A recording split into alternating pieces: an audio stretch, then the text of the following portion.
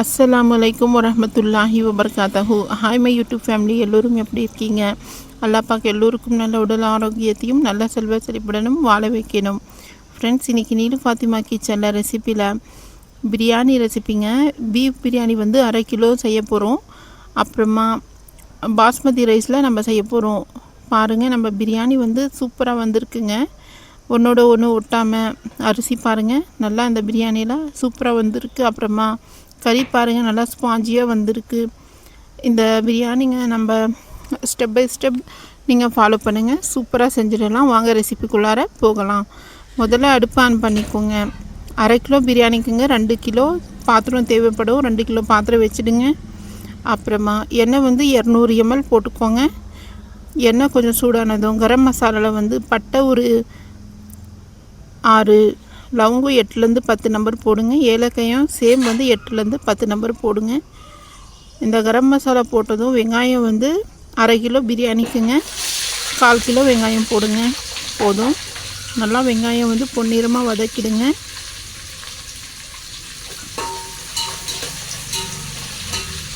இப்போது வெங்காயத்தில் வந்து கொஞ்சோண்டு வந்து உப்பு கொஞ்சம் ஆட் பண்ணிக்கலாம். உப்பு ஆட் பண்ணும்போதுங்க நல்லா வந்து நம்ம வெங்காயம் வந்து சீக்கிரமாக வதங்கிடும்.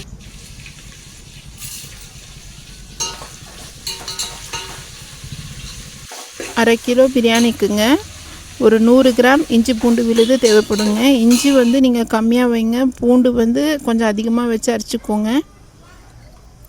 அரைச்சிட்டு இந்த பட்டை 1, ஏலக்காய் ஒரு 2, லவங்கம் ஒரு 2 போட்டு நீங்கள் நல்லா வந்து அரைச்சிக்கோங்க.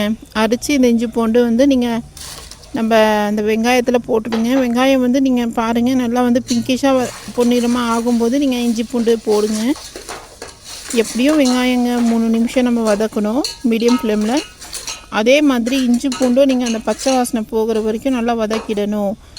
இப்போ 3 நிமிஷம் ஆயிடுச்சுங்க. இப்போ கறி ஆட் பண்ணிடலாம். 1/2 கிலோ கறி எடுத்துருக்கோங்க. நல்லா வந்து கொழுப்பு இருக்க கறியாக பார்த்து எடுத்து நீங்கள் பிரியாணியில் போடுங்க. அப்போ தான் வந்து பிரியாணி வந்து சூப்பராக இருக்குங்க. இஞ்சி பூண்டுலேயே நீங்கள் வந்து கறி வந்து நல்லா வந்து ஒரு 3லேருந்து 4 நிமிஷம் நல்லா கிளறி நல்லா வந்து மிக்ஸ் பண்ணிடணும். அப்போ தான் வந்து நம்ம பிரியாணி வந்து டேஸ்ட்டாக வருங்க. எப்போவுமேங்க இந்த பிரியாணி வந்து நம்ம செய்யும்போது அடி பிடிக்காமல் நீங்கள் பார்த்துக்கோங்க. இப்போ மிளகா பொடிங்க காரத்துக்கு தகுந்த மாதிரி நீங்கள் ஆட் பண்ணிக்கலாம். ஆனால் 1/2 கிலோவுக்கு நீங்கள் வந்து ஒரு டேபிள் ஸ்பூன் ஆட் பண்ணுங்க போதும். நல்லா மிக்ஸ் பண்ணிவிடுங்க. இப்போ வந்து 4 நிமிஷம் ஆயிடுச்சுங்க. பாருங்கள், நம்ம மிளகா பொடி போட்டு தான் கலர் பாருங்கள், ஸ்ட்ரக்சர் சூப்பராக வந்திருக்குங்க.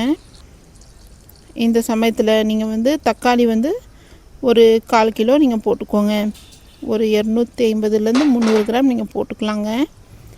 நல்லா வந்து தக்காளி போட்டதும் ஒரு 2 நிமிஷம் வதக்கிடணும். தக்காளியும் நம்ம பிரியாணிக்கெல்லாங்க நீங்கள் செய்யும்போது வதக்குறது தாங்க வேலை. நல்லா வந்து நம்ம எவ்வளோ வதக்குறோமோ அவ்வளோ வந்து பிரியாணி டேஸ்ட்டு சூப்பராக வருங்க.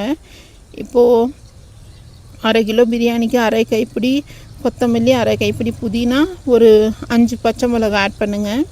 நல்லா கழுவி வச்சுருந்தோங்க. இதெல்லாம் நல்லா போட்டு நீங்கள் வந்து நல்லா மிக்ஸ் பண்ணிடணும்.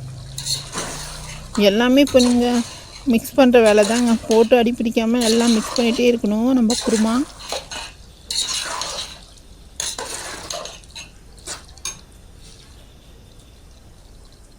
இந்த சமயத்துலேயும் உப்பு செக் பண்ணி பார்த்துட்டு நான் போடுற மாதிரி நீங்கள் செய்யுங்க. பாருங்கள், பிரியாணி சூப்பராக வருங்க. எப்போவுமே நாக்குக்கு வந்து உப்பு தொடுற மாதிரி கரெக்டாக இருந்துச்சுன்னா போதும்.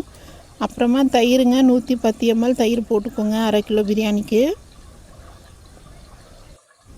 அப்படியே எலுமிச்சப்பழம் ஜூஸ் வந்துங்க பாதி எலுமிச்சப்பழம் ஜூஸும் ஆட் பண்ணிடணும். நீங்கள் வந்து சின்னது எலுமிச்சப்பழம் இருந்துச்சுன்னா 1 ஆட் பண்ணுங்கள். இப்போது நல்லா வந்து 2 நிமிஷம் வதக்கிடுங்க. இன்னும் வந்துங்க கறி வேகலைங்க. இப்போ நம்ம கறி வந்து வேகணுங்க. அது வரைக்கும் நம்ம பார்த்திங்கன்னா நம்ம அரிசியும் ஊற வைக்கணும். இப்போது பீஃப் வந்து பார்த்திங்கன்னா வேகிறதுக்கு கொஞ்சம் டைம் எடுக்குங்க. எப்படியும் ஒரு 200 மில்லி தண்ணி ஆட் பண்ணியிருக்கேன். ஆட் பண்ணிவிட்டு நீங்கள் மீடியம் ஃப்ளேமில் வச்சு நீங்கள் மூடி போட்டு வச்சுடுங்க. நல்லா வந்து கறி வெந்துடணும். அது வரைக்கும் நம்ம அரிசி ஊற வச்சுக்கலாம். கோஹினூர் பாஸ்மதி ரைஸ் எடுத்துருக்கோங்க. 1/2 கிலோ பாஸ்மதி ரைஸ் தண்ணியில் போட்டு 3லேருந்து 4 டைம் வாஷ் பண்ணி ஊற வச்சுடுங்க. 10லேருந்து 15 நிமிஷம். அது வரைக்கும் நம்ம கறி வேகட்டும். அப்புறமாங்க அடுப்பு ஆன் பண்ணி ஒரு 2 லிட்டர் தண்ணி ஊற்றி ஒரு பேனில் எண்ணெய் ஒரு டேபிள் ஸ்பூன் ஆட் பண்ணுங்க. அப்புறமா ஏலக்காய் 2, பட்டை 2, லவங்கம் 2, புதினா கொஞ்சோண்டு போட்டு பச்சை மிளகாவும் 2 போட்டு நீங்கள் வந்து தண்ணி வந்து அதன் தண்ணி கொதிக்க வச்சுடுங்க. இந்த அதன் தண்ணியில் இந்த இது மசாலாஸ் போனங்க, அப்போ தான் நல்லா வந்து பிரியாணி வந்து சுவையாக வரும். உப்பு வந்துங்க நல்லா வந்து நாக்குக்கு தொடுற மாதிரி தண்ணியில் ஆட் பண்ணிவிடுங்க. நான் வந்து ஒரு அரை டேபிள் ஸ்பூன் ஆட் பண்ணியிருக்கேன். இப்போ தண்ணி வந்து கொதி வரணுங்க, அப்போ தான் நம்ம அரிசி ஆட் பண்ணணும். இந்த சமயத்தில் வந்து பார்த்திங்கன்னா பிரியாணி கலர் வந்து கொஞ்சம் ஆட் பண்ணிவிடுங்க. கொஞ்சோண்டு நான் கத்தியில் எடுத்தேன் பாருங்கள், கொஞ்சோண்டு போட்டால் இந்த கலர் வந்து ஆரஞ்சு கலராக வந்துடும். இப்போது நீங்கள் மூடி போட்டு வச்சிட்டிங்கன்னா நம்ம தண்ணி வெந்துடும். இப்போது இந்த குருமாலையும் நீங்கள் பிரியாணி கலர் லைட்டாக ஆட் பண்ணிவிடுங்க. பாருங்கள் குருமாவும் சூப்பராக கலராக வந்துடுச்சுங்க. இந்த இவ்வளோ நீங்கள் கலர் போட்டிங்கன்னா போதுங்க. இப்போ வந்து வேறு ஷிஃப்ட்டு வந்து நான் மாற்றிட்டேன் பாத்திரம். ஏன்னா அது வந்து நம்ம தண்ணி கொதிக்கிறதுக்கு மாத்திரம் நான் யூஸ் பண்ணேன் சின்ன பாத்திரம். பெரிய பாத்திரத்தில் நம்ம வந்து தண்ணி கொதிக்க வைக்கும்போது லேட் ஆகுங்க. அதுக்கு இப்போ வந்து தண்ணி கொதித்ததும் வேறு ஷிஃப்ட்டுக்கு நான் மாற்றிட்டு அரிசி வந்து போட்டுடுங்க. எப்போவுமே அரிசி போடும்போது தண்ணி நல்லா கொதிச்சுட்டு இருக்கும்போது நீங்கள் அரிசி போடுங்க. அப்புறமா மேலே வந்து எண்ணெய் போடுங்க. எண்ணெய் வந்து நீங்கள் கொஞ்சம் எக்ஸ்ட்ராவே அந்த அரிசியில் நம்ம போடலாம். பாருங்கள் அரிசி நீளமாக வந்துடுச்சுங்க. எப்படியோங்க 70% 80% நீங்கள் அரிசி வேக வச்சுக்கணும். வெந்ததும் நீங்கள் வடிகட்டிடுங்க. வடிகட்டிட்டு நம்ம குருமாவில் நீங்கள் வந்து ஆட் பண்ணிவிடுங்க. எப்படியும் 15 நிமிஷம் ஆயிடுச்சுங்க. குருமா வந்து வெந்துட்டு இருக்குது. கறி வந்துங்க எப்போவுமே வந்து பீஃப் எடுத்தோன்னா நல்லா வந்து 20 நிமிஷம் பிடிக்குங்க வேகிறதுக்கு, 15லேருந்து 20 நிமிஷம். சிக்கன்னா ஒரு 10 நிமிஷத்துலேயே வந்து வெந்துடுங்க. மட்டனும் கொஞ்சம் லேட்டாக தாங்க ஆகும். நல்லா வந்து இப்போ குருமா ரெடி ஆகிடுச்சு. இப்போ அரிசி போட்டுடுங்க.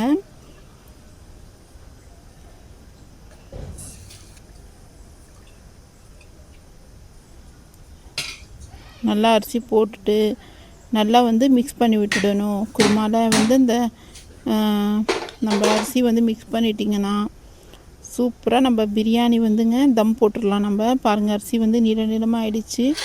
எப்போவுமே இங்கே இந்த பாஸ்மதி ரைஸ் வந்து நீங்கள் வந்து தண்ணியில் வேக வைக்கும்போது இந்த பாருங்கள் நீளமாக வரும்போதே நீங்கள் வடிகட்டிடணும். ரொம்ப வேக வைக்கக்கூடாது சோறு மாதிரி. கொஞ்சோண்டு ஒரு 80% வெந்துச்சுன்னா போதும். 20% நம்ம இந்த தம்மில் வேக வச்சுக்கலாம். இப்போ வந்து நல்லா அந்த குருமாவில் வந்து நல்லா நீங்கள் வந்து அந்த அரிசி வந்து கிளறி விட்டுடுங்க. ஒரு டைம் நீங்கள் கிளறி விட்டிங்கன்னா நல்லா கிளறி விட்டுட்டிங்கன்னா போதும் ஃப்ரெண்ட்ஸ். அரிசி உடையாமல் மொல்லமாக கிளறி விடுங்க. இப்போ வந்து பார்த்திங்கன்னா பிரியாணி வந்துங்க நம்ம எல்லாமே கிளறி விட்டுட்டோம். இப்போ வந்து இந்த ஸ்டெப்பும் இம்பார்ட்டண்ட்டுங்க. எப்போவுமே வந்து நம்ம பிரியாணிக்கு தம் போடும்போது வெள்ளையாக இருக்க காட்டன் துணி வச்சுட்டு அந்த துணி வந்து நீங்கள் தட்டில் வந்து நல்லா க்ளோஸ் பண்ணி வச்சிடணும். வச்சுட்டு நீங்கள் வந்து மேலே வந்து கனமான இப்போ நம்ம வடித்த தண்ணி இருக்குது பாருங்கள், அது எடுத்து நீங்கள் வச்சுடுங்க. மேலே வச்சுட்டு நீங்கள் தம்மு வந்து பொறுமையாக 5லேருந்து 8 நிமிஷம் நீங்கள் பொறுமையாக தம் போட்டிங்கனாவே நம்ம சூப்பரான பீஃப் பிரியாணி ரெடி ஆகிடுங்க. 1/2 கிலோ பிரியாணி. நீங்கள் கண்டிப்பாக இது வீட்டில் செஞ்சு சாப்பிட்டு பாருங்கள். மறக்காமல் நீங்கள் வந்து கமெண்ட்ஸ் பண்ணுங்கள் ஃப்ரெண்ட்ஸ். நம்ம பாருங்கள் பிரியாணி சூப்பராக ரெடி ஆகிடுச்சிங்க. வாங்க சர்வ் பண்ணிடலாம் ஃப்ரெண்ட்ஸ். இந்த பிரியாணி வந்து நீங்கள் குழந்தைங்களும் விரும்பி சாப்பிடுவாங்க, பெரியவங்களும் விரும்பி சாப்பிடுவாங்க. ஹோட்டலில் நம்ம வாங்கி சாப்பிட்றத விட வீட்டிலே ஹைஜீனிக்காக செஞ்சு அசத்துங்க ஃப்ரெண்ட்ஸ். என்னுடைய சேனலை மறக்காமல் சப்ஸ்கிரைப் பண்ணிக்கோங்க. இந்த ரெசிபி பிடிச்சிருந்துச்சுன்னா உங்கள் ஃபேமிலியில் ஷேர் பண்ணி விட்டுடுங்க. அப்புறமா என்னுடைய சேனலை லைக் பண்ணி விட்டுடுங்க. தேங்க்யூ. அல்லாஹ் ஹாஃபிஸ். நெக்ஸ்ட் வீடியோவில் சந்திக்கலாம் ஃப்ரெண்ட்ஸ். ஒரு வீடியோவுக்கும் நாங்கள் கஷ்டப்பட்டு செய்கிறோம் ஃப்ரெண்ட்ஸ். உங்களுடைய ஆதரவு தான் எங்களுக்கு. தேங்க்யூ.